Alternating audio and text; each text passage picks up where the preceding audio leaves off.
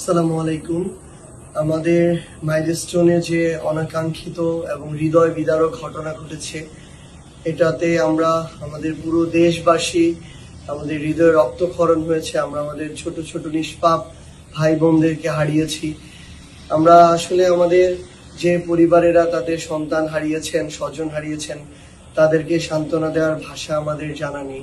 কিংবা এখনো যারা বার্ন ইনস্টিটিউট থেকে শুরু করে বিভিন্ন হাসপাতালে কাতরাচ্ছেন, হৃদয় বিদারক চিৎকার করছেন অসহ্য ব্যথায়, তাদেরকেও সান্ত্বনা দেওয়ার আমাদের ভাষা জানা নেই। আমরা আল্লাহর কাছে তাদের জন্য দোয়া করি, তাদের সুস্থতা কামনা করি, তারা যেন দ্রুত সুস্থ হয়ে ওঠেন। আমরা এই শোককে আমরা আমাদের শক্তিতে পরিণত করতে চাই। আমরা আগামীকাল চাঁদপুরে আমরা আছি। চাঁদপুরের এখানে আমরা পানি উন্নয়ন বোর্ডের সামনে থেকে শোক মিছিল করতে চাই কালো ব্যাজ ধারণ করে।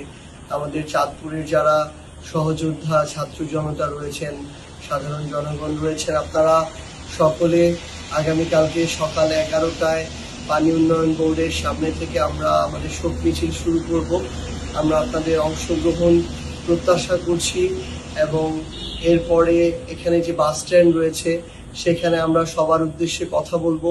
কারণ আমরা ফ্যাসিস্ট বিরোধী লড়াই যারা ঐক্যবদ্ধভাবে লড়াই করেছি, আমাদের ঐক্যবদ্ধ থাকতে হবে এবং আশেপাশের যে ষড়যন্ত্র এবং এমন হৃদয় বিদারক ঘটনাকেও ব্যবহার করে যারা লাশের রাজনীতি করতে চায়, তাদের জন্য আমাদের যে বার্তা, আমাদের একসাথে যে তাদেরকে রুখে দেওয়ার যে প্রচেষ্টা, সে বিষয় নিয়ে আমরা কথা বলবো। আমরা আপনাদের সকলের অংশগ্রহণ কামনা করছি। আসসালামু আলাইকুম।